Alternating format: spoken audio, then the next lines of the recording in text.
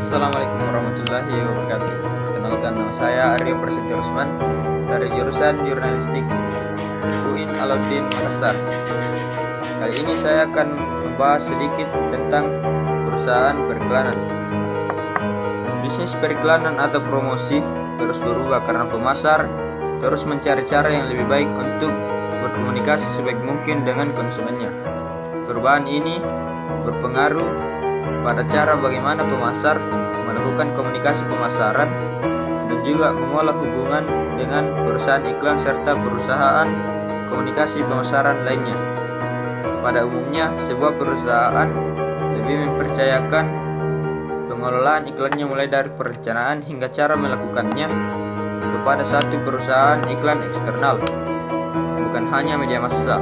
Namun banyak perusahaan iklan besar juga menyediakan jasa komunikasi pemasaran terpadu termasuk humas, promosi penjualan, serta pemasaran langsung. Dalam proses komunikasi pemasaran terpadu terbagi atas 5 organisasi.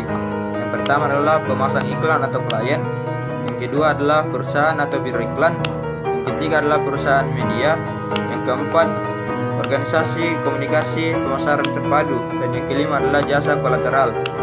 Fungsi pendukung yang digunakan oleh pemasang iklan, perusahaan iklan, organisasi media, dan perusahaan komunikasi pemasaran. Nah, banyak perusahaan besar yang menggunakan lebih dari satu perusahaan iklan untuk memasarkan produknya. Khususnya juga klien pasti memiliki merek atau sebuah produk untuk dipromosikan. Perusahaan iklan berfungsi sebagai rekan bagi tim kerjanya dan menerima tanggung jawab semakin besar untuk merencanakan dan melakukan program pemasaran dan promosi. Sementara perusahaan media adalah peserta penting dalam proses periklanan dan promosi. Fungsi utama sebagai perusahaan media adalah menyediakan informasi dan hiburan kepada audiensnya. Tetapi dalam perspektif perencanaan, tujuan digunakannya suatu media adalah menyediakan suatu keuntungan bagi pesan komunikasi pemasaran atau perusahaan. Perusahaan media harus menyediakan materi atau program yang dapat menarik konsumen sehingga pemasang iklan atau biro juga tertarik pada produk yang dipromosikan. Sistem organisasi terpusat sering digunakan karena perusahaan tidak memiliki banyak jenis atau merek untuk diiklankan atau dipromosikan. Perusahaan besar yang memiliki merek atau produk dan berbagai divisi pemasaran akan mengalami kesulitan dalam mengolah kegiatan periklanan dan promosi jika menggunakan sistem terpusat.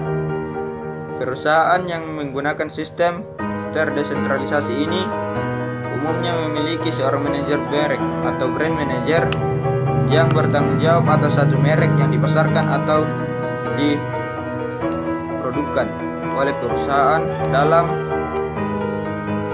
desentralisasi memiliki kelemahan. Kelemahannya apa? Yaitu manajer kerap kali tidak mendapat pelatihan khusus dan tidak memadai serta tidak memiliki pengalaman yang cukup.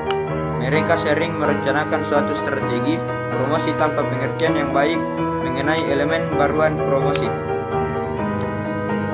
Selain itu, proses pengambilan keputusan dalam hal periklanan atau promosi penjualan juga melibatkan manajer merek bersamaan dengan manajer iklan, manajer promosi periklanan, dan direktur pemasaran.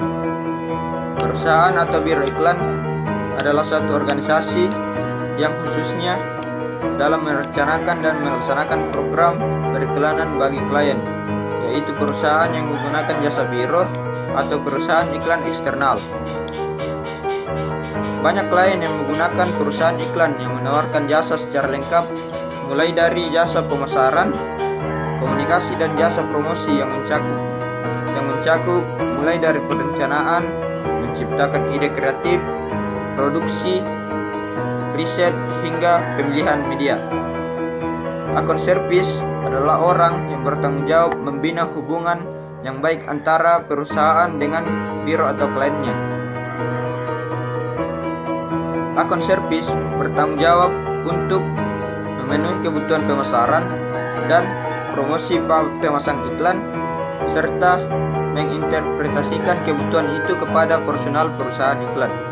Namun ada juga klien yang tidak terlalu tertarik menggunakan perusahaan iklan besar atau full service yang menyiapkan berbagai jasa pemasaran. Dalam dekade terakhir ini, perusahaan jasa iklan sangat terbatas bagi pemasang iklan selain perusahaan iklan besar dengan jasa lengkap. Dua jenis perusahaan iklan jasa terbatas yang menonjol adalah apa yang disebutkan dengan istilah butik kreatif dan jasa pembelian media. Kompensasi yang diterima perusahaan juga berbeda-beda, yakni dengan menggunakan 3 metode penyebaran, yakni sistem komisi, sistem uang jasa, atau biaya persentase. Sekian penjelasan saya mengenai sedikit tentang perusahaan periklanan. Semoga apa yang saya sampaikan tadi dapat bermanfaat untuk kalian yang menonton video saya ini, dan saya ucapkan banyak terima kasih kepada semua pihak yang telah mendukung dan memberikan saya motivasi untuk membuat video ini. Sekian dari saya, jangan lupa like, comment, and subscribe. Assalamualaikum warahmatullahi wabarakatuh.